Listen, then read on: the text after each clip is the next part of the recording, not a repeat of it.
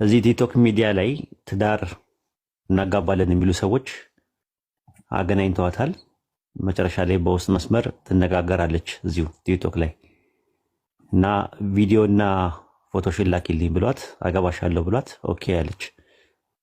ከዛ ከተስማማች በኋላ በጉዳዩ ላይ ፎቶና ቪዲዮ ከላከች በኋላ ላይ እንትን ይለውና ዝም ይላታል። ከዛ ምንድነው ማለትም አሳውቀኝ፣ ትዳር ብላ የመጣው አንተ ነህ፣ ስለዚህ መጨረሻውን አሳውቀኝ ምንድነው ምናምን ስትለው ብር አምጪ አላት።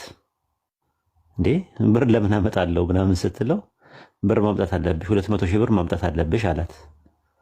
ምንም በተመለከተ ነው የማመጣው አልሰጥህም አለችው። እንግዲያውስ እንደዛ ከሆነ ሶሻል ሚዲያ ላይ ፎቶሽንና ቪዲዮሽን እለቃለሁ አላት። ያው ሸሪያው ይፈቅድልኛል ብሎ ተሸፋፍና የነበረችዋ ልጅ እንድትገለጥ አድርጎ ጸጉሯ እንድትታይ አድርጎ ጸጉሯ የተከፈተችበትን ቪዲዮ ቀርጻ ላከችለት ማለት ነው ለማየት። በዚህ ደረጃ ብልግና እየተሰራ ነው ያለው። ትዳር እናጋባለን እያሉ ብዙ ሰዎች የሰው ሕይወት እያበላሹ ነው እና በጣም ያሳዝናል።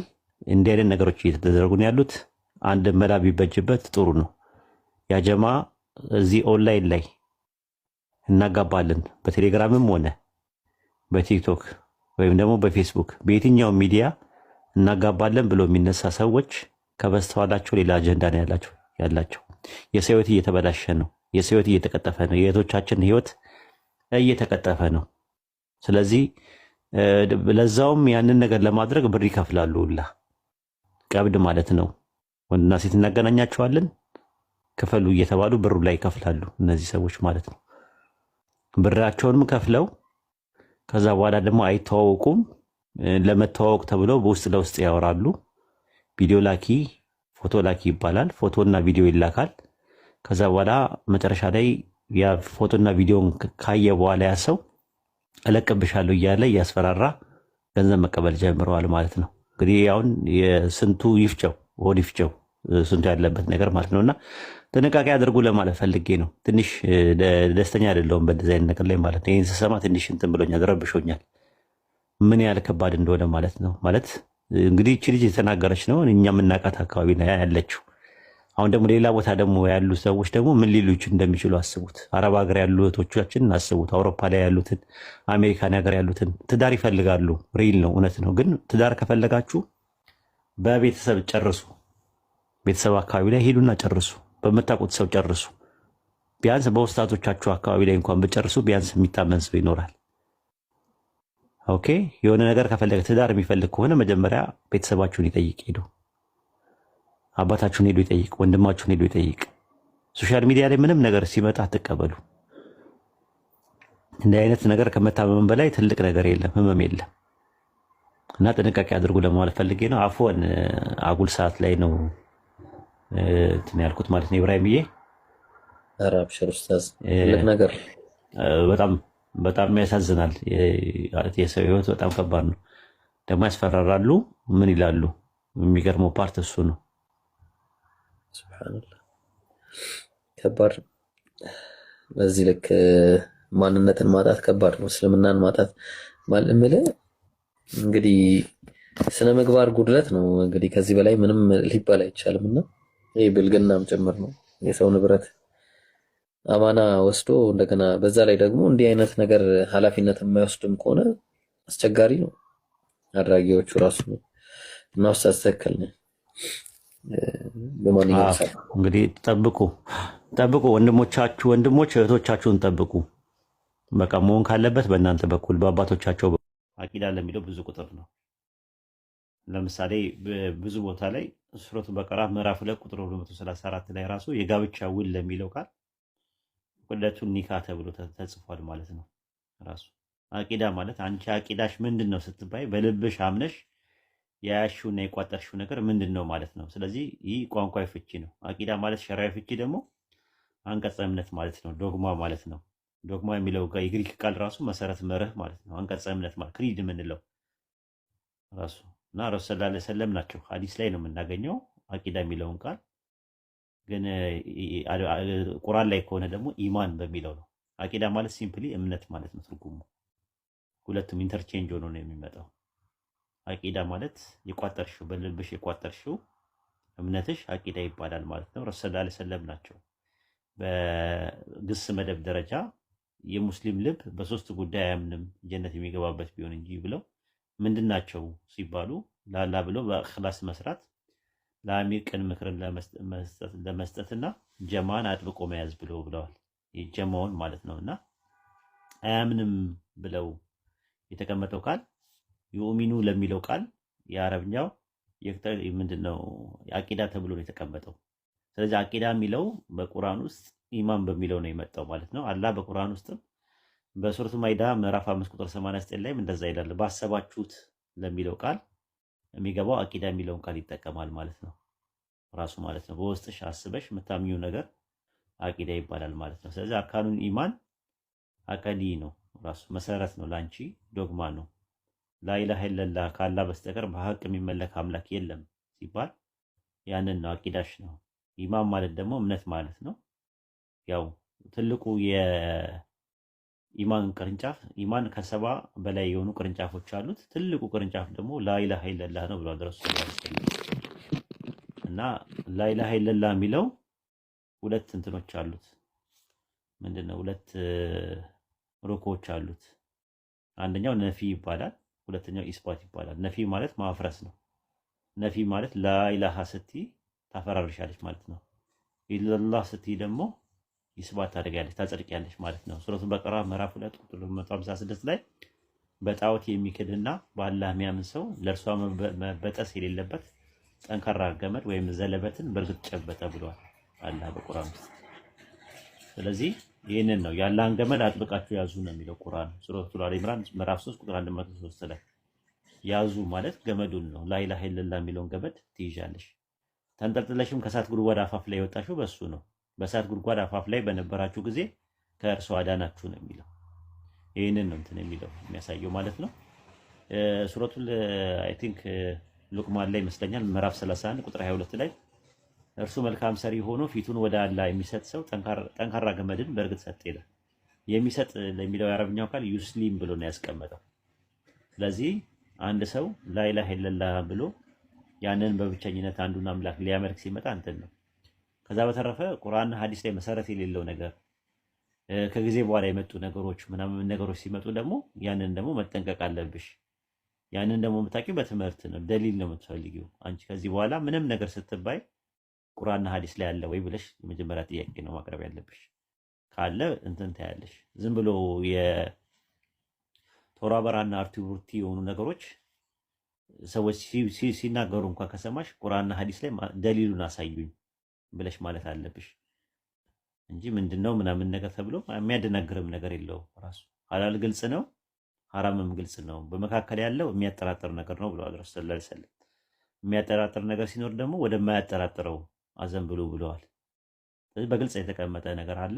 ይሄኛው ፈርድ ነው፣ ይሄ ሙስተሐብ ነው፣ ይሄ ሙባህ ነው፣ ይሄ መክሩ ነው፣ ይሄ ሐራም ነው የሚለውን አምላካችን አላህ በቁርአንና ረሱል ሰለላሁ ዐለይሂ ወሰለም በሐዲስ ላይ አስቀምጦታል። አምላካችን አላህ የእሱ ንግግር ነው ቁርአን፣ ሐዲስ ደግሞ የረሱል ሰለላሁ ዐለይሂ ወሰለም ንግግር ነው። እሳቸው ነብይ ናቸው። ሐሳቡ የሚመጣው ካላህ ዘንድ ነው፣ ወሂ ነው ብለን ነው የምናምነው። ንግግሩ ግን የእሳቸው ነው።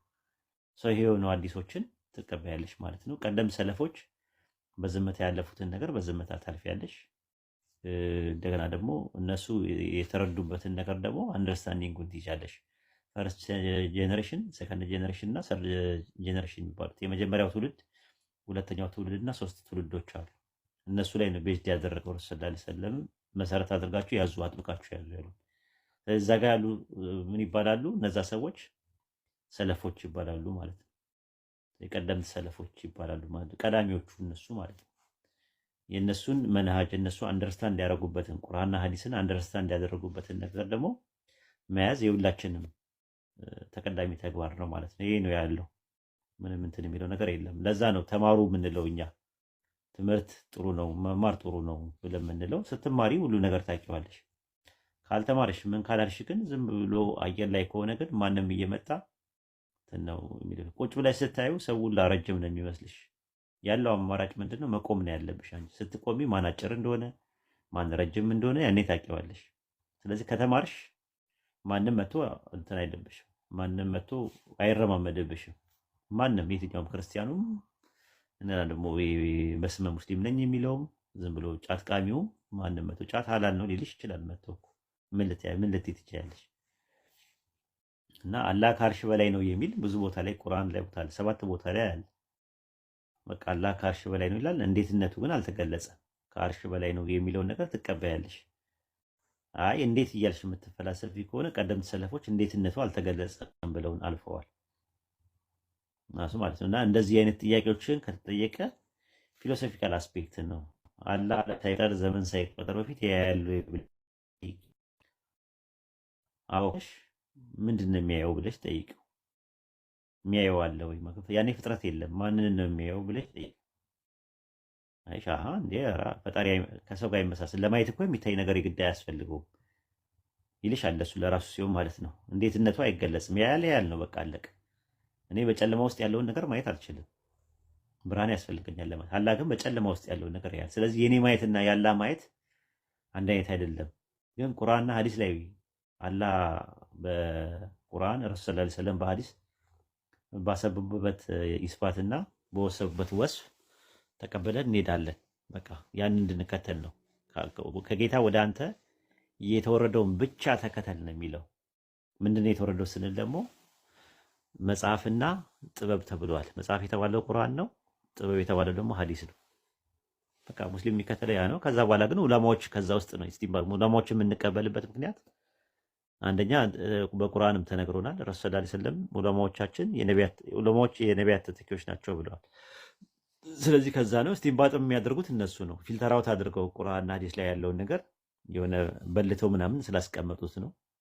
ኪታቦችም ደግሞ አሉ በውስጡ ብዙ መጽሐፍቶች አሉት ይላል ስለ ቁርአን ሲናገርና በውስጡ ብዙ ኪታብ እንዲመጣ በተለያየ ጉዳይ እንዲመጣ ያደረጉት ዑለማዎች ያንን እንደሚያመጡም ደግሞ አምላካችን አላህ በቁርአን ውስጥ ነግሮናል ማለት ነው። አይ ቲንክ ብዙ የተወሳሰበ ነገር አይደለም። አንቺ በጣም ብሩህ አይምሮ ነው ያለሽ። የሰው ልጅ አይምሮ ደግሞ እንዲሁ በተፈጥሮ ስሉጥ ነው። አንቺ ደግሞ ብሩህ አይምሮ ስላለሽ ለመማር በጣም ዝግጁ ነሽ።